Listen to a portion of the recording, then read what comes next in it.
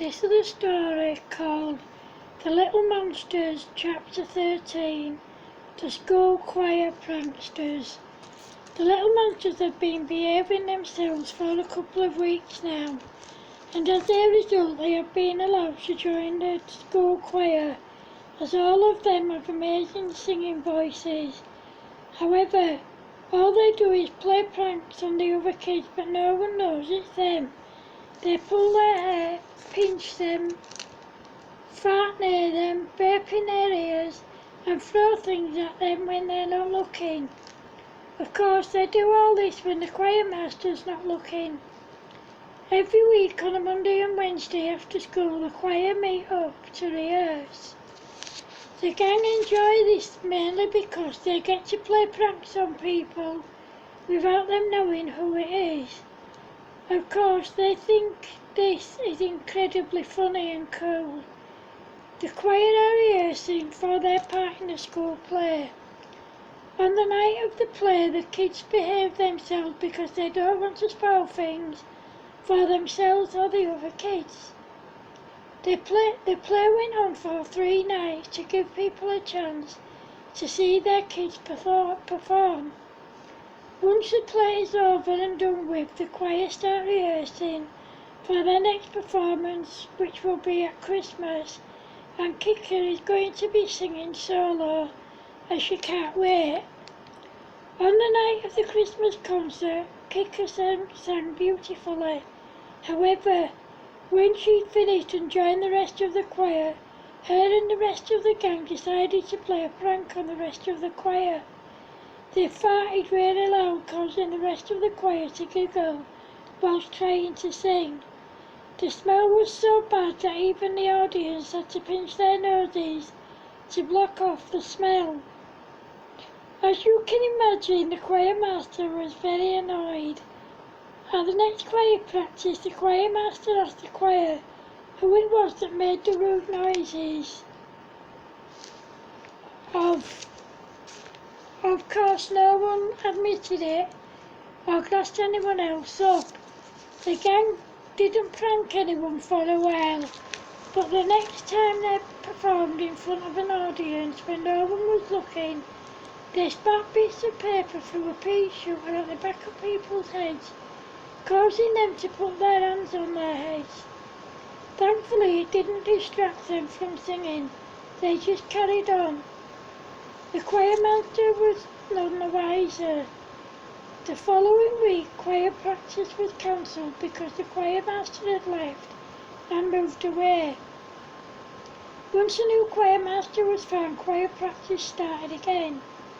As soon as it started again, the kids started with the pranks again. They'd forced themselves to burp and fart constantly when the choir master was trying to conduct the choir. Thankfully, everyone was singing, so she didn't hear the kids bumping and burping and farting. The rest of the choir smelled the farts, causing them to cough, which the gang thought was funny. At the next choir practice, the kids took some balloons in. They inflated them a bit and let them go, which of course made the other kids laugh. The choir master stopped the music and asked the kids who let the balloons go, but of course no one said anything. The choir master told them to concentrate on singing instead of messing about, because they had to rehearse for their next public performance. At their next public performance, the little monsters took partially inflated balloons in and a pin and hid them in their uniforms.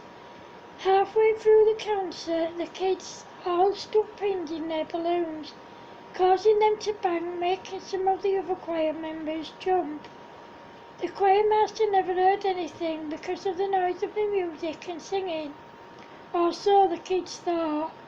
At the end of the night, the kids went home, but at the next choir practice, the choir master wanted the choir master warned them that if anyone pulled any more pranks, the choir could be cancelled until the pranks were owned up. Of course, no one did. After this, the kids continued to play pranks on the other choir members, but they did it without drawing attention to themselves. They pinched the other kids' bums, pulled their hair, kicked the back of their heels and forced themselves to fart and burp silently. At the next choir performance, the kids brought whoopee cushions in, and when no one else was around, they blew them up and put them on the chairs, ready for when the audience sat down. When they did sit down and the whoopee cushions made a farting noise, the whole choir laughed.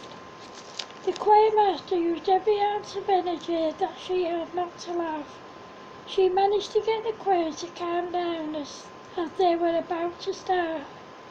At the next choir practice, the choir master told the kids that they'd been booked to perform at a couple of festivals during the summer. She told them that if it wasn't for that, the choir would be cancelled altogether. During the choir practice that day, the kids kept pinching everyone's bums, flicking and pulling their ears and pulling their hair. The choir master didn't have a clue what was going on, so the kids continued to play pranks on the other kids, on the rest of the choir. On the day of the first festival performance, the kids brought whoopee cushions with them and put them on the chairs for when the audience sat down. When the audience sat on them and they deflated, making a farting noise, everyone laughed, even the choir master. When the choir had finished their performance, they went round the festival, sneaking up behind people and putting itching powder down the back of their necks. At their next choir practice, the kids took itching powder in and put it down the back of the other kids' necks, causing eruptions. A few days later, at another festival, just before their performance, the kids put stuffed rats on the chairs that were for the audience.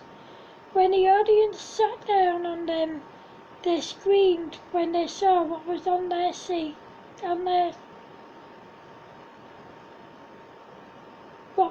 chairs, especially the girls and the women. The kids thought this was hilarious, but the choir master didn't. At the next festival performance, the kids took false dog poo in. They put it on the audience's chairs, and when they sat down, it made a loud squashing noise.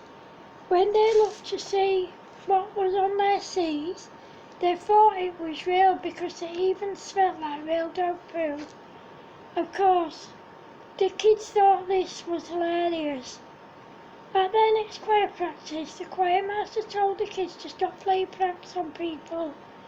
Of course, they didn't take any notice, and at their next festival performance, they put pine cones on the audience's seats, and when they pricked their bums, they howled in pain, and the kids howled with laughter.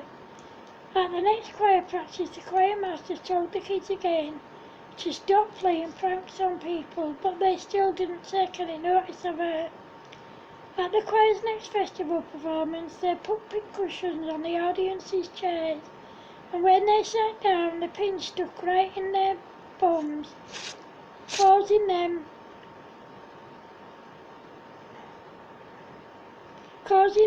to jump out of their seats, howling in pain. As they did so, all the kids could see was people hopping about trying to get the pins out of their bums, and they howled with laughter. Even the choir master thought it was funny. The kids had 2 more festival performances coming up. At their next festival performance, the kids put toy cars with peeping horns on the audience's chairs. When they sat on them and the horns peeped, the kids thought it was hilarious.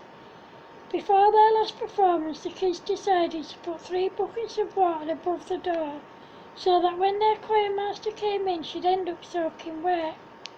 However, the kids had no idea that the headmistress, Mrs. Tinker, was coming in to watch them rehearse, until she opened the door and ended up soaking wet, much to their amusement. By now, everyone had realised that it was the Little Monsters gang that were playing all these pranks on people, but no one let on.